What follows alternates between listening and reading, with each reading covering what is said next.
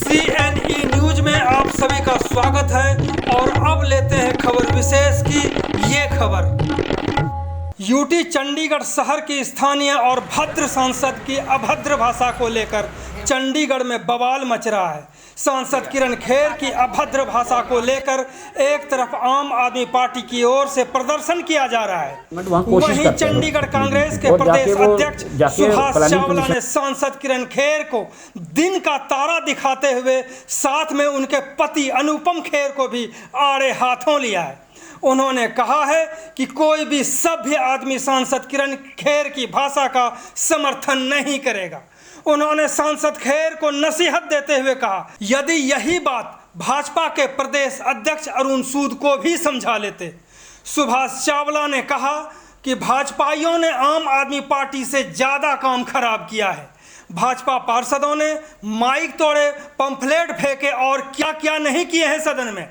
चावला ने यह भी कहा, जो सांसद शहर से ही गायब रहती हैं उसे ऐसी भाषा का प्रयोग नहीं किया जाना चाहिए था। कांग्रेस प्रदेश अध्यक्ष ने सांसद निधि का पैसा जनता का बताया, ना कि किसी निजी पॉकेट के। उन्होंने रियलिटी शो का भी मुद्दा उठाया। चावला ने कांग्रेस के चिंतन शिविर और मंथन शिविर, कांग्रेस में परिवारवाद, कांग्रेस भवन के विस्तार पर पूछे जाने पर उन्होंने खुलकर बात की। आप सभी को बताना चाहता हूं कि सुभाष चावला की CNE न्यूज के साथ पूरी बातचीत को न सिर्फ भाजपा बल्कि आम आदमी पार्टी ही नहीं, देश भर की जनता को जरूर सुनना चाहिए, क्योंकि जिस प्रकार से उन्होंने बेबाकी से बात की, आप सभी हैरान और दंग रह जाएंगे। कोई भी सभ्य आदमी उस भाषा का समर्थन नहीं कर सकता, और ख़ासकर जो सार्वजनिक जीवन में है ऐसी भाषा का उपयोग किसी के लिए भी नहीं करना चाहिए। लेकिन सब कुछ गलत कहते हुए भी एक सवाल तो उन्होंने खड़ा कर दिया कि इसकी नौबत क्यों आई।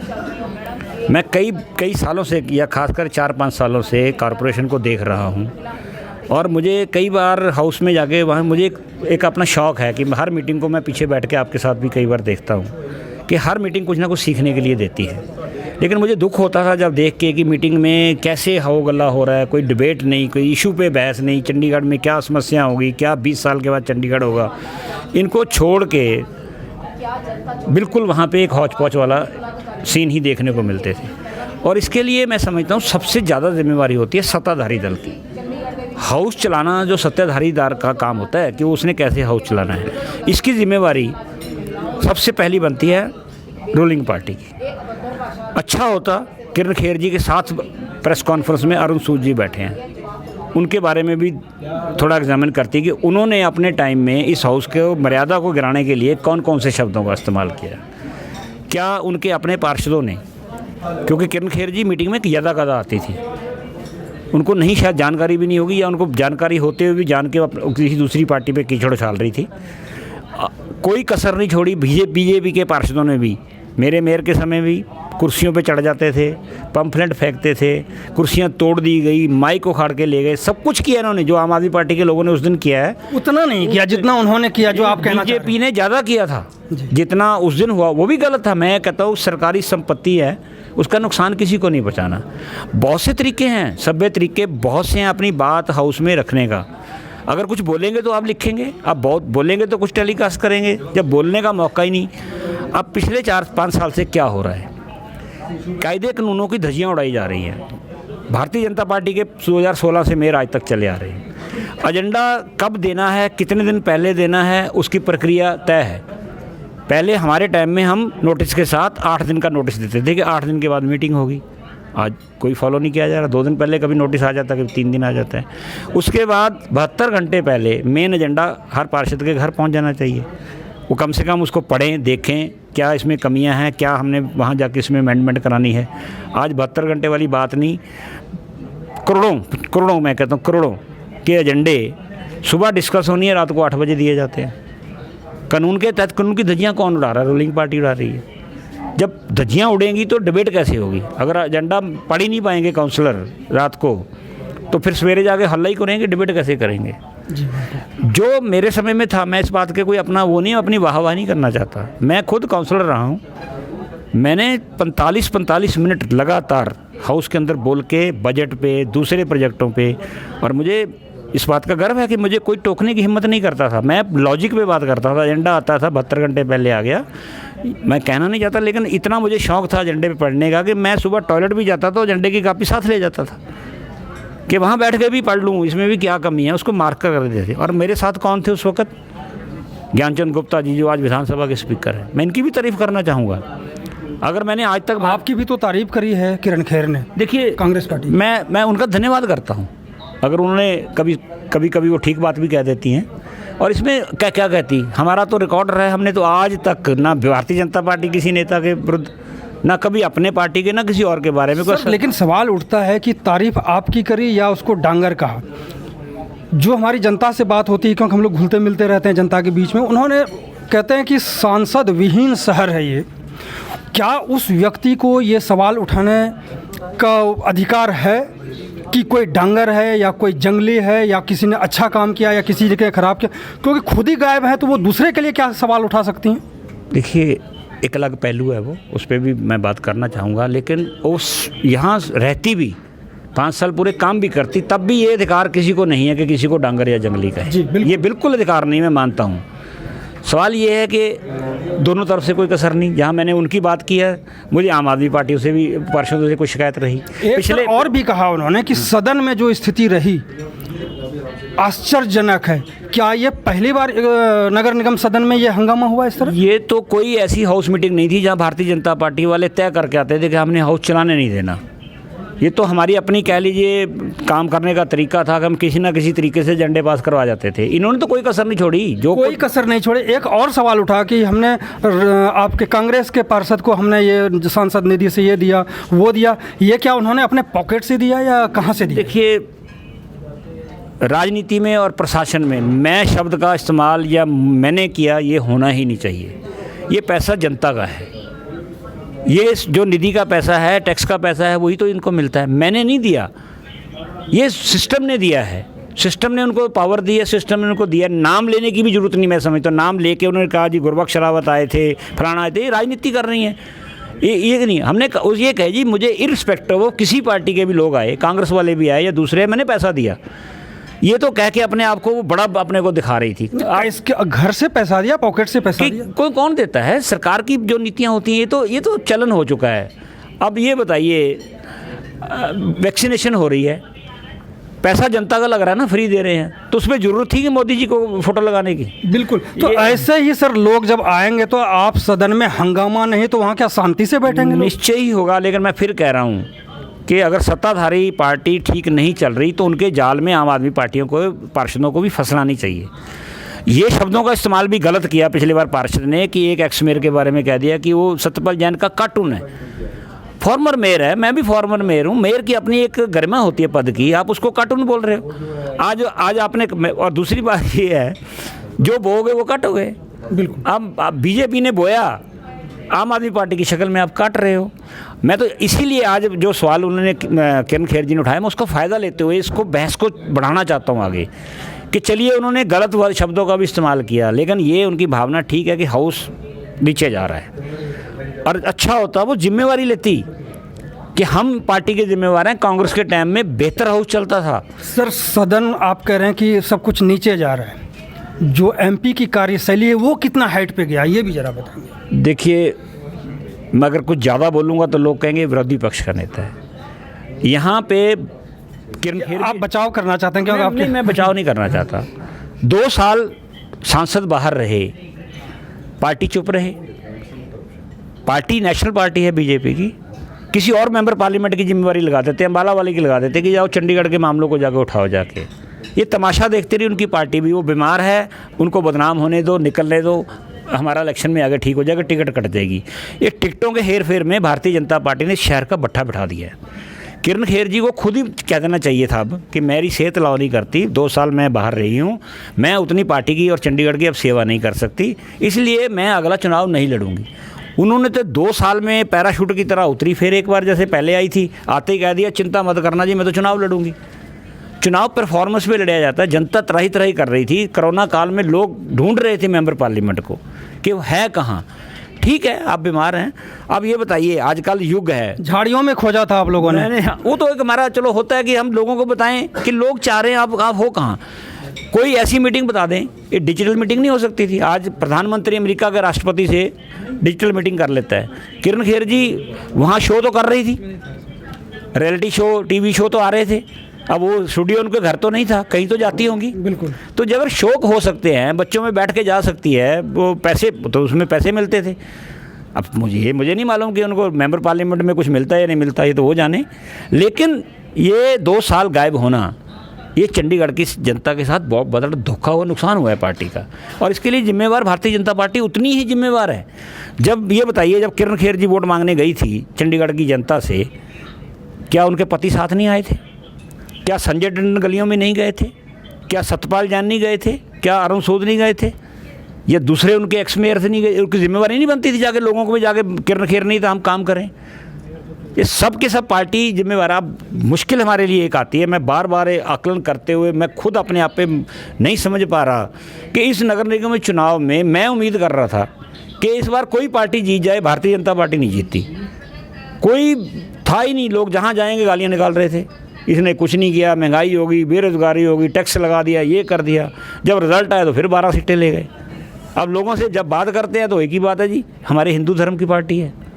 अरे नगर निगमों का चुनाव है, यहाँ हिंदू मुसलमान सिख कहाँ आ गया आप? जब लोगों को भी सोचना चाहिए। अब मैं ये नहीं कहता कि वो हमारी पार्टी को ही वोट दें, किसी को भी दें, बीजेपी को भी दें, लेकिन ये चीज़ तो सोचें कि परफॉर्मेंस किसकी अच्छी है। उस पार्षद ने कुछ किया, उसकी मेंबर पार्लियामेंट ने कुछ किया। अब लोग पंचायत के इलेक्शन में भी धर्म के नाम वोट डालने लग गए। ठीक है, आप देश की राजनीति में जिसको मर्जी वोट डालिए, मैं भी उस पर बहस नहीं करना चाहता। क्या ये ज़रूरत है नगर निगम में कि हम धार्मिक आधार पर या जाति के आधार पर यहाँ वोट दें? सर, अभी आपने उनके किरण खेर के पति के बारे में चर्चा करी, अनुपम खेर के बारे में। द कश्मीर फाइल या क्या एक फिल्म, हमने तो देखा है, सुना कुछ नहीं है, वैसे सुना वैसे कि कुछ फिल्म है, उसको लेकर के छाए रहते थे अनुपम खेर ट्विटर पे और भी कहाँ। आज टारगेट किलिंग हो रही है। आज मैं टीवी देख रहा था, जिस न्यूज़ में दिखाया जा रहा था कि कश्मीर से जितने भी पंडित हैं वो वहाँ से पलायन कर रहे हैं, अपनी गाड़ियों पे सुबह उठ करके भाग रहे हैं। इसको लेकर के हमने अभी तक कुछ नहीं देखा ट्विटर पे, खासकर इसको लेकर के क्या कहेंगे? देखिए, एक नैरेटिव सेट किया जा रहा है देश में कि हर समस्या के लिए माइनॉरिटी जिम्मेवार है। कश्मीर समस्या के लिए भी मैंने भी नहीं देखी मूवी, लेकिन जो मैंने उसका कंसेप्ट है कि उन्होंने पुलिस स्टेशन की जो फाइल्स में जो इंसिडेंट लिखे हैं उसको उठा के ये फिल्म बनाई है कि इसमें ये जाती हुई थी, इसमें ये हुआ था, ये किलिंग हुई थी, किसने की थी। और जब पुलिस किसी को किलिंग के ऊपर जो FIR या जो तरीका निकालती है वो हम सबको मालूम है। उनका एक तरीका होता है कि ये मर्डर हुआ तो किसके नाम लगा दो, ये कुछ। चलिए छोड़िए, मैं उन बातों पे नहीं पड़ता। सवाल ये है कि कश्मीर में झगड़ा था मिलिटेंट के साथ, मुस्लिम के साथ तो कोई झगड़ा नहीं था। बिल्कुल। अब सारे देश में फिल्म चला के उसको टैक्स माफ़ कर करके अपने MLA के गले में भगवे कपड़े डाल के लोगों को जाके कहना जी आइए आपको फ्री देते हैं, तो ये राजनीति नहीं थी उस फिल्म के पीछे। एक तरफ आप दोबारा से मंदिर मस्जिद के मामले उठा रहे हैं, दूसरी तरफ से ये भड़का रहे हैं। तो ये एक पर्टिकुलर कम्युनिटी के ख़िलाफ़ एक नफ़रत फैलाने का एजेंडा था ये फिल्म। और अनुपम खेर के बारे में अब कोई शक नहीं है, वो तो बीजेपी के एक एजेंट हैं। उनको ये थोड़ी कह सकते हैं कि फिल्म का न्यूट्रल प्रोड्यूसर है। उनकी पत्नी यहाँ है, वो बीजेपी के लिए, मोदी जी के लिए तो सेमिनार अमेरिका में अगर कोई कंसेप्ट होता है तो अनुपम खेर ही करता है। और इस फिल्म में लोग तो कहते हैं जी 2000 करोड़ रुपये कमा लिया, कोई कहता 500 करोड़ कमा लिया, 1000 करोड़ रुपये कमा लिया। करते ना, अगर गवर्नमेंट टैक्स फ्री कर रही है, मान लीजिए उन्होंने देखा कि फिल्म अच्छी है, तो आप भी कह देते जी मैं इनको लोगों के लिए टिकट 10 रुपये रखूँगा सिर्फ। वो टिकट तो पूरी है, 1000 करोड़ रुपये कमा लिया है, गवर्नमेंट ने टैक्स का रेवेन्यू और दे दिया है। ये क्या भ्रष्टाचारी किया और क्या? इन्होंने कमाई करी, लेकिन जो नुकसान अभी हो रहा है कश्मीर में, रोज़ जाने जा रही हैं। देखिए, कश्मीर समस्या आज की नहीं है, मैं फिर कह रहा हूँ, ये 1947 से ही शुरू हो गई थी। सरकारों ने बहुत एफर्ट कर लिए। कभी कांग्रेस ने ये नहीं कहा कि ये बीजेपी के मनोनीत किए हुए गवर्नर जगमोहन जी के राज्य में हुआ है। कांग्रेस कभी नहीं ये कहती थी कि ये मुफ्ती मोहम्मद सईद के टाइम में हुआ है। अब हमें जवाब थोड़े थोड़े देने पड़ते हैं। इतना प्रोपेगेंडा कर दिया कि जो कुछ कत्लेआम हुआ है वो कांग्रेस के राज में हुआ है, जबकि असलियत ये थी कि वह तो गवर्नर तो बीजेपी के थे, जगमोहन तो नॉन थे गवर्नर के, उनके पदाधिकारी थे। तब थोड़ा थोड़ा बोले हम कि जी आप डेटे तो याद कर लो, किस डेट को वहाँ से लोगों ने पलायन किया है। और ये समस्या राष्ट्रीय समस्या है, कश्मीर की समस्या को मैं एक पार्टी की समस्या नहीं मानता, और इसके लिए सभी पार्टियों को मिलकर समाधान करना चाहिए। हमने एफर्ट किए कई बार, पर्दे के पीछे ये भी करते आए हैं, हम भी करते थे, पार्टियाँ डिप्लोमेसी होती है, इन ऐसे अवसरों से बातचीत भी करनी पड़ती है कि सही रास्ते पे शायद आ जाएं। कई समस्याएं हैं देश की जो बातचीत से हल हुई हैं। नागालैंड की समस्या इससे गंभीर थी, मिज़ोरम की समस्या इससे गंभीर थी, असम की समस्या इससे गंभीर थी। तो क्या उन लोगों से जो बंदूक उठा के बैठे थे कभी पहले बात नहीं हुई? आज वो प्रदेश शांतिपूर्व हैं। यहाँ जब कांग्रेस ने ये एफर्ट किया था डॉक्टर मनमोहन सिंह के टाइम में, मैं वाजपेयी जी ने भी किया था, कश्मीरियत की बात करना ये उसी का हिस्सा था कि जमहूर उससे जाके जो क्या है वो वहाँ संस्था बनी हुई है, गुलाम कौन से उनका नाम मुझे याद नहीं आ रहा, जिनकी अभी मृत्यु हो गई है, वो सारे अलगवादी थे, उनसे बातचीत आज वाजपेयी जी भी करते रहे हैं। आज मनमोहन सिंह जी की फ़ोटो दिखा के कांग्रेस को बदनाम करते हैं कि वो किसी अलगवादी से बात कर रहे हैं। वो तो एक सरकारी प्रक्रिया का हिस्सा था कि इनको बुला के इनसे बातचीत की जाए कि आप अपना संविधान में विश्वास व्यक्त करिए, हम आपकी जायज़ बातें सुनने के लिए तैयार हैं। सर, मैं फिर एक बार किरण खेर के ऊपर आना चाहता हूँ कि किरण खेर ने जो शब्द उपयोग किए हैं उसको लेकर के आम आदमी पार्टी का प्रदर्शन है आज, क्या कांग्रेस ने भी कुछ सोचा है क्या? क्योंकि शब्द चाहे एक पार्षद के लिए हो और किसी के लिए हो, वो सबके लिए है, कांग्रेस के लिए भी हो सकता है। देखिए, मैं आम आदमी पार्टी से भी कहूँगा कि प्रदर्शनों में कोई फ़ायदा नहीं। जिन लोगों को नहीं पता लगा आपके बारे में क्या बोला, अब सबको पता लग जाएगा। बहुत से लोगों को नहीं पता अभी डंगर का है, जंगली का है, खबरें हैं। जब ऐसे प्रदर्शन होंगे तो फिर खबरें छपेंगी। अब सवाल ये है कि हमें आपस में आत्म मंथन करना है, उनको वो भी करें। और किरण खेर जी को मैं एक सलाह दूंगा कि आप सांसद हैं, शहर की राजनीतिक प्रमुख होती है सांसद, अगर शब्द गलत निकल गए तो रिएक्ट करने में कोई प्रॉब्लम नहीं। तो ये सलाह नहीं देंगे कि अगला चुनाव ही ना लड़े? देखिए, ये तो उनकी पार्टी का फैसला है। वैसे जनता तो नहीं चाहती कि वो लड़े। देने में क्या नहीं, जनता तो चाहती है कि वो ना तो लेंगे नहीं, जनता तो यही चाहती है कि वो लड़े जो पूरे 5 साल टाइम दे दे। ये तो जनता चाहती है अब। लेकिन फिर भी मैं कहूँगा ये पार्टी के अंदरूनी मामले होते हैं, टिकट किसने देनी किसने नहीं। पर मैं इतना जरूर कहूँगा कि शब्द निकल गए मुँह से, वापस लेने में कोई छोटापन नहीं होता। और दूसरी तरफ आम आदमी पार्टी से भी कहना चाहता हूँ कि वो भी अपने पार्षदों को आगे के लिए अनुशासन सिखा के भेजें और एक ट्रेनिंग कैंप लगाएं। वो सब उनके मेरे ख्याल एक आध शायद हो, पुराना मेरे ख्याल एक भी नहीं है, सब नए हैं। और हो सकता है उनको इस एक्ट के बारे में उतनी नहीं, हालांकि होनी चाहिए। मैं इसमें एक आदमी है जो काम अच्छा कर रहा है, मैं उसको पसंद करना चाहता हूँ। फिर वही बात आती है कि मैं भी उनकी तारीफ़ कर रहा हूँ। योगेश धिंगड़ा को मैंने सुना है, उसमें कई बार वो सेंसिबल सी बात करता है। ये मैं उसकी फिर वही कहते, कल को जी कांग्रेस वाले तारीफ़ कर रहे थे, करनी चाहिए जो आदमी वहाँ अच्छा रोल अदा करता है। हमारे पार्षद तो मैं समझता हूँ, मुझे तो उन पर गर्व हो रहा है, या हम जब समझते अगर हमारे बारे में किरण खेर जी वो कर रही हैं तो सही है, हम हमारा अनुसरण करें। सर, नगर निगम से अब हम कांग्रेस पार्टी पे आए, कांग्रेस वर्कशॉप को लेकर के हम बात करते हैं, जिसको लिए आपने पत्रकारों को बुलाया था। क्या है ये वर्कशॉप और किस तरह की बातें हुई उसमें, शॉर्टकट में अगर कुछ हो जाए? देखिए, जिस तरह की परिस्थितियां भारतवर्ष में कांग्रेस के लिए बन रही हैं, पार्टी में चिंतन और चिंता की आवश्यकता मानी जा रही थी।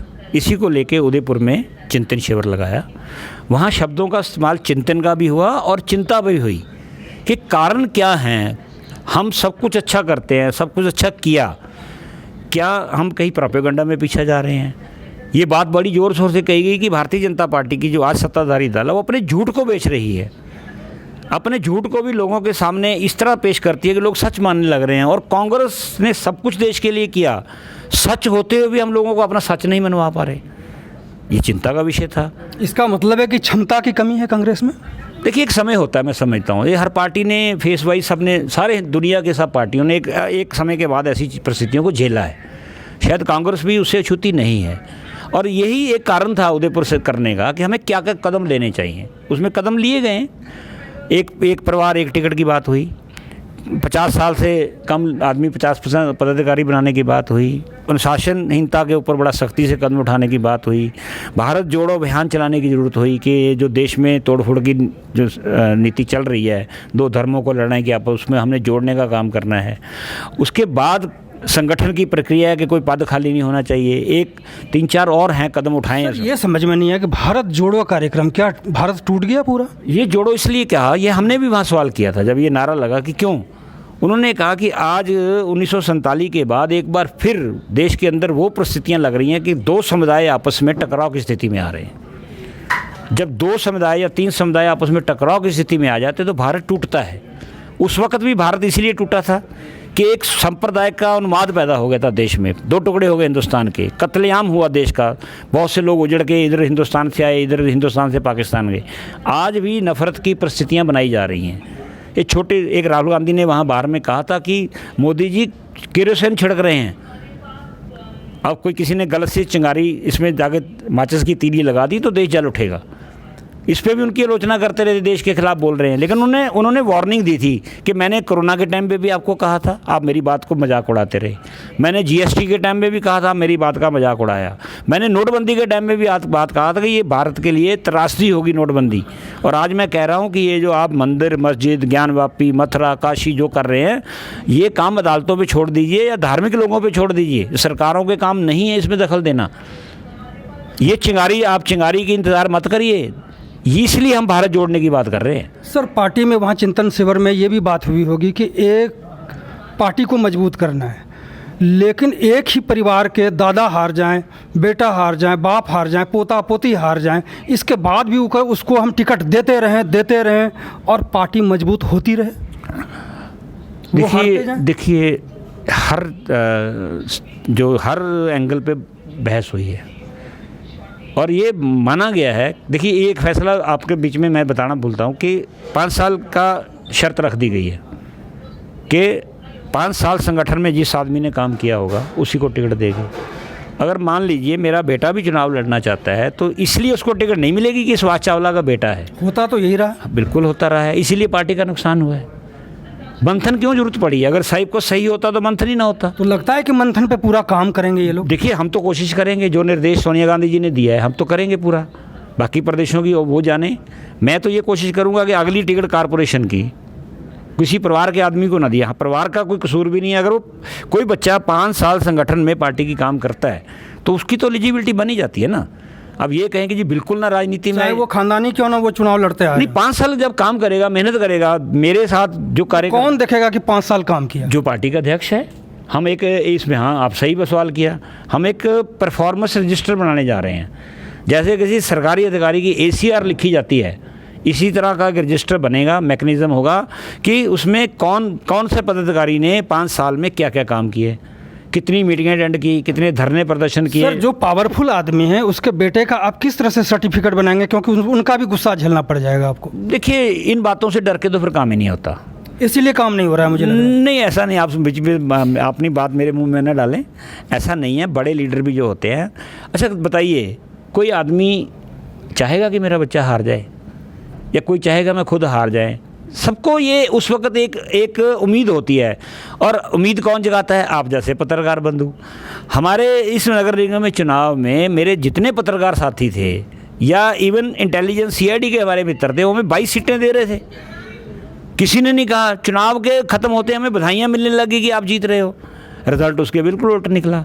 सर्वे रिपोर्ट हमने भी की, पार्टी ने दूसरी ने की। सर्वे रिपोर्ट में हमें 18 सीटें दी थी सर्वे कंपनी ने, जिस पे हमने पैसे खर्च किए। अब बताइए किस पे एतबार करें?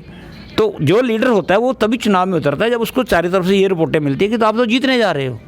हारने के लिए कोई किसी अपने बेटे को कभी नहीं लाएगा, मैं आपको बता दूं। नहीं, बात बेटे की नहीं है, बस जो खानदानी जो एक रवायत रिवाज की जो खानदानी आ रहा है उसी को हम टिकट देंगे। जो काम करने वाले हैं वो बोरा उठाते रहें, थैला उठाते रहें, दरी बिछाते रहें और वो बिछाते बिछाते वो मर जाए। जैसे आपके बहल साहब प्रधान रह गए बेचारे, सोच भी नहीं पाए होंगे वो। नहीं, बहल साहब ने बहुत पार्टी की सेवा की है, लेकिन बहल साहब ने कभी टिकट नहीं मांगी। ना उनको परिवार का सदस्य को राजनीति में था, ना उनकी पारिवारिक पृष्ठभूमि थी कि वो चुनाव लड़ना चाहेंगे।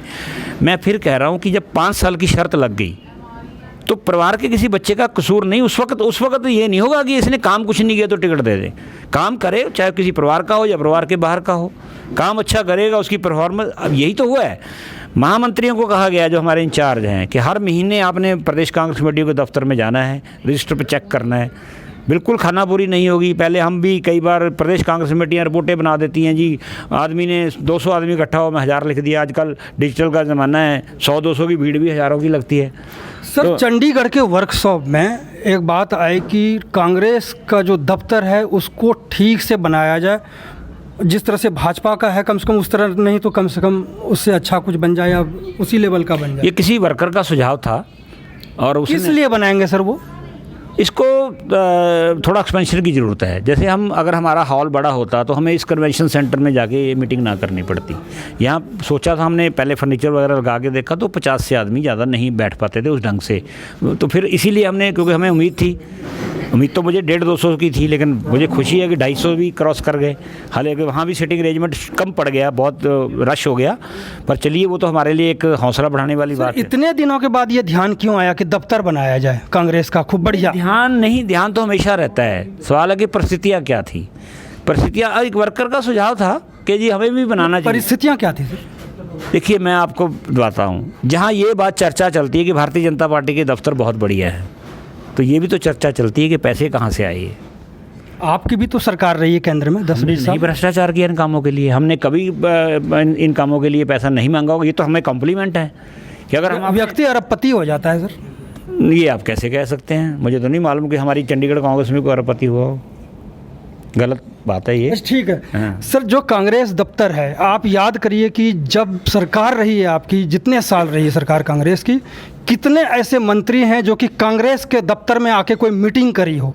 जब भी मीटिंग हुई है, जहाँ तक हमें अंदाज है, वो एक ही सेक्टर में जाके मीटिंग होती थी। कभी भी आपके दफ्तर में, कांग्रेस के दफ्तर में वो मीटिंग केंद्रीय मंत्री करने नहीं आते थे।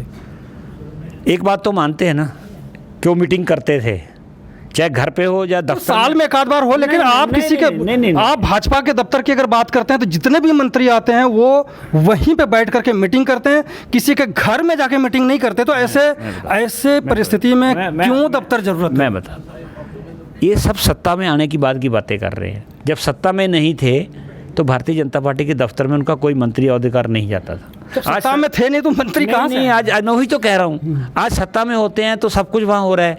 मैं फिर कह रहा हूँ, हम भ्रष्टाचार का पैसा इकट्ठा करके कांग्रेस भवन को नहीं बनाना चाहेंगे।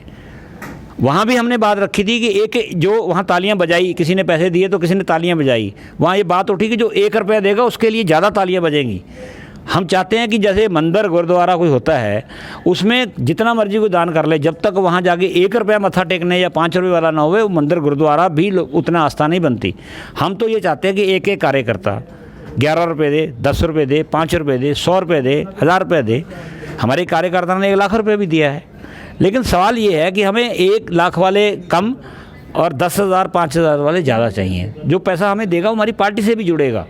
और ये बात तो मैं फिर आपसे दोहराता हूँ, हमने सत्ता में होते हुए अपना दफ्तर नहीं बनाया, तो ये हमें कॉम्प्लीमेंट देना चाहिए कि हमने भ्रष्टाचार नहीं किया। क्योंकि जरूरत नहीं थी, क्योंकि आपके कोई आकर के वहाँ मीटिंग नहीं करते थे जो सत्ता में थे उस टाइम मंत्री। नहीं, बहुत बार अब जरूरत पड़ रही होगी शायद। नहीं, मैं बता रहा हूँ, बहुत लोग आए यहाँ पे। प्रणब मुखर्जी आए, सोनिया गांधी जी खुद आए, राहुल गांधी जी आए इस दफ्तर में। कौन कहता नहीं आए? हो सकता है 2-4 आपने गिनाया हो तो कितना आप सच है भगवान जाने।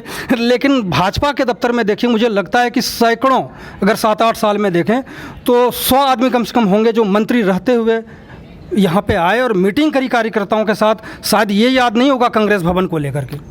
देखिए, हर पार्टी के काम करने का तरीका अपना अपना होता है, उनका कार्यकर्ता। और एक बात मैं आपको बता दूं, बहुत लोगों को जानकारी नहीं है, जो भारतीय जनता पार्टी की लीडरशिप है उसमें चंडीगढ़ के आसपास के नेता ज़्यादा हैं। हिमाचल के बहुत लोग हैं वहाँ पे। चंडीगढ़ में ही लोगों ने अपना राजनीतिक जीवन शुरू किया, कि हिमाचल वाला ने, हरियाणा वाला ने, ये वाले। इस वजह से आपको लगता है ये ठीक है। मैं उनकी इस बात पे, हमें भी उनको फॉलो करने, हम भी वहाँ कहा कि हमारे मंत्रियों को भी आना चाहिए।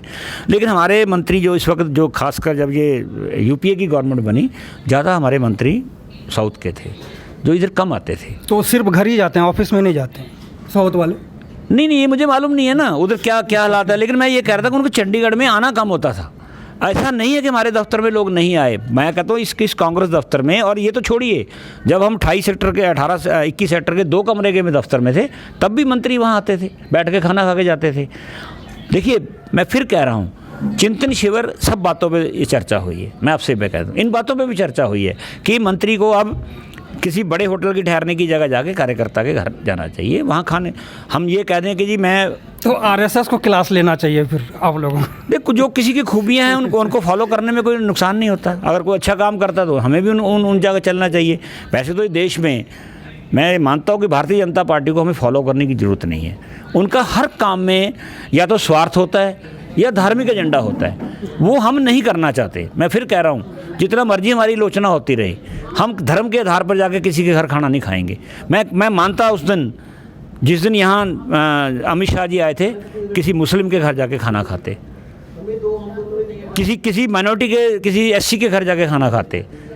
ये सब ढकोसले हैं, मैं समझता हूँ। उन्होंने तो बता दीजिए, इसका कोई जवाब है? 22% आबादी जो उत्तर प्रदेश की मुस्लिम है, आप एक समुदाय को खुश करने के लिए जो हम तो उसको टिकट ही नहीं देते। इससे घटिया पॉलिसी क्या हो सकती है? कांग्रेस सोच भी नहीं सकती। मैं आपको बताता हूँ, चंडीगढ़ में बहुत कम मुस्लिम आबादी है। जितने आज तक के कॉरपोरेशन के इलेक्शन हुए, हमने एक मुसलमान को जरूर टिकट दिया है। जीता हारा ये अलग बात है, एक जरूर दिया है। हमने कहा हमें कोई फ़र्क नहीं पड़ता, हमारी एक सीट कम भी हो जाएगी। तुष्टीकरण भी तो कह सकते हैं। नहीं, हिस्सेदारी देनी है उनको। वो नागरिक हैं देश के, उनको ये महसूस नहीं होना चाहिए कि हमें धर्म के आधार पर इग्नोर किया जा रहा है। तो ये तुष्टीकरण नहीं कहा। हमने क्या तुष्टीकरण क्या करना है यहाँ पे? क्या इतना बड़ी कोई आबादी नहीं है वो जितनी है? लेकिन हमारे मन में हमेशा रहता है, जब हम टिकट बंटवारा करते हैं, कुछ भी हो जाए, ये हारे या सीट, हम मान के चलते हैं कि हो सकता है सीट हमारी ना जीते, लेकिन टिकट हमने दी है उनको। एससी समाज का हमने पूरा कोटा देते हैं। और कोई ऐसी पार्टी है, बीजेपी बता दे, इस बार 2 महिलाओं को रिजर्व सीट पे टिकट दी है, एक्स्ट्रा दी है। उन्होंने क्यों नहीं दी? जवाब देना। वो कांग्रेस ने 2 टिकटें ज़्यादा दी हैं, गुरबख्श रावत और दीपा दुबे। रिजर्व सीटों से नहीं लड़ी, जनरल सीट से लड़ी हैं। ये एससी हमने कई बार उनके कोटे से बढ़ के जाके उनको टिकट देते थे, एक और फालतू दे देते थे। कमलेश हमारी एक बार जनरल सीट से लड़ चुकी है। ये कांग्रेस की खूबियाँ जो है ना, वो मैं फिर कह रहा हूँ, ये भी हमारी एक मंथन का विषय था कि हम अपनी अच्छी बातों को मीडिया के द्वारा लोगों तक पहुँचा नहीं पा रहे, तो इस पर नहीं पा रहे। तो ये थे कांग्रेस प्रदेश अध्यक्ष सुभाष चावला जी, जिन्होंने चिंतन मंथन और कई तरह की बातों का जो है बेबाक जवाब इन्होंने सवालों का दिया है। बहुत बहुत धन्यवाद सर आपका। शुक्रिया मधुकर जी। CNE न्यूज़ के साथ बने रहने के लिए आप सभी का बहुत बहुत धन्यवाद।